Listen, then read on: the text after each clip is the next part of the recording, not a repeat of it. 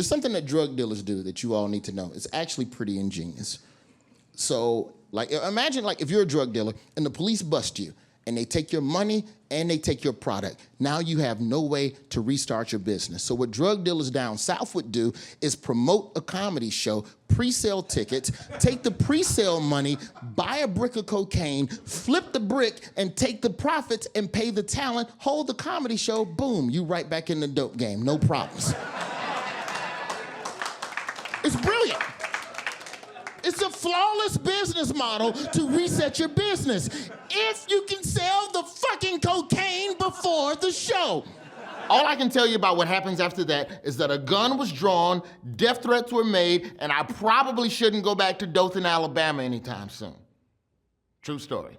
Hey, what's up? It's Roy Wood Jr., and if you thought last season of This Is Not Happening was crazy, I can't wait to show you some of the stories we got this year.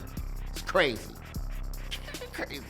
You might think most black comics get their start on the Chitlin circuit and doing black rooms and Def Jam, but the homie Tiffany Haddish got started at bar mitzvahs. And so they was playing some good music and I started dancing, right? You know, when black people dance, white people surround them to see if they could trap them. And so I'm dancing my ass off. I'm doing a running man. I'm trooping and shit. I'm killing it, right? I'm doing all the little Will Smith moves. I'm hitting them with They're like, go Tiffany, go Tiffany. And so I'm dancing and stuff, and this man comes up to me. He's this really funny looking white man comes up to me. He goes, wow, you're an amazing dancer. I'd love for you to work for my company. We do bar mitzvahs and executive parties. You would be fucking phenomenal. Here's my card, call me. And then I went home to my grandma, and I told my grandma, I said, Grandma, this weird ass white man came up to me, and he gave me his card. He wanted me to dance at bar mitzvahs and executive parties. And she said, girl, you better call that man. That's getting closer to your people. And I was like, what? Are my people, are we strippers? And she was like, no, what do you think a bar mitzvah is? I said, I think it's when you get on the bar and you show your mitzvah, right?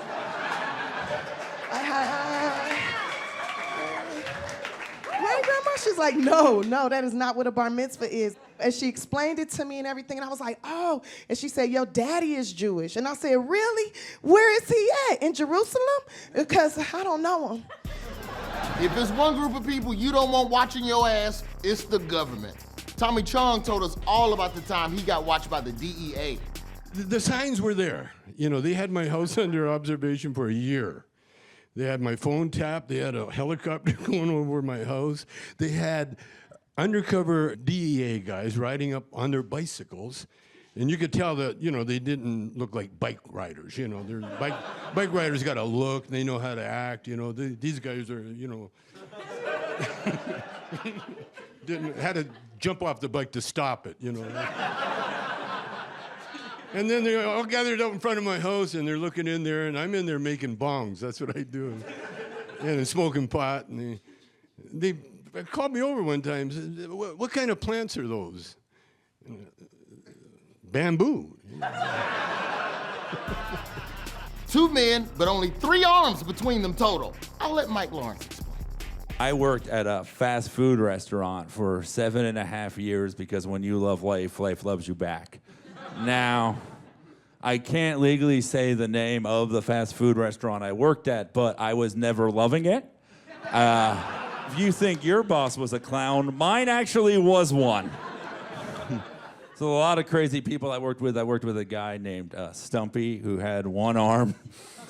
It's less sad because he named himself that. But I remember one time he's like, you know how much puss I get now that I have 1 arm? And I was like, how much? He goes, a little. But that's still pretty good. Legal prostitution, legal drugs, and Frank's crib. Yo, whatever you think is going on in Amsterdam, it is. And Joel Kim Booster found an even deeper rabbit hole. Yeah, I went to Amsterdam. We did all the normal stuff. You know, we hit all the museums. We smoked all the weed. And then finally, sort of like near the end of the trip, I was like, okay, I've got to do this. I've got to like live all of my sexual fantasies out here because I know it's happening here in Amsterdam. So one night, I broke away from the group and I went to a club called the Cock Ring, which is very on the nose. You know, you understand what you're getting from a club called the Cock Ring. And gay sex clubs are like so much fun. They are all like combination spa haunted houses, you know? Like there's just like mirrors everywhere, a lot of steam, like holes with hands reaching out to grab you, you know? Everybody been in a fight, right? You been in a fight, I've been in a fight. You know we're talking about fights this season. Have you been in a fight in front of 25,000 people and your ex-girlfriend so you can show her what she's missing out on? Brendan Schaub has. It's finally the night of the fight. MGM Grand, Las Vegas. I wish you guys could feel this. 25,000 people, MGM Grand. My name is on the marquee. You're talking Floyd Mayweather, Mike Tyson, Conor McGregor, Evander Holyfield. The best of all time have all won their biggest fights in this exact arena. This was my time. So I hit the crowd. They're chanting my name. Oh my God, it's just like the movies. I get into the octagon. I take one lap around. I look into the crowd. I look in the stands. And front row, I see my father. I'm like, damn, that's exactly how I pictured this. What's up, Pops? I look more into the front row and I see Will Smith. Next to him, I see Leonardo DiCaprio, son. You're talking A-list. And he's with 2 dime pieces around his arm like this. And I'm starstruck. I'm like, oh my God. Are you kidding? Leonardo DiCaprio? Jack? From Titanic? This is nuts. Fucking Jack's here to see me. This is nuts.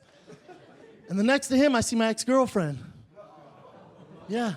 Like, well. Couldn't get enough of the big man, huh? Enjoy the show, bitch. As children, we go through a lot of rites of passage. Your first kiss, your driver's license, puberty, that first dog bite. But nothing's more important than that first buffet restaurant. Love buffet restaurants, because when I was a kid and I could go to a buffet restaurant, that was the first chance that you get to make your own plate. That was adulthood. That was a rite of passage as a kid when your mom trusts you to decide what you're gonna eat.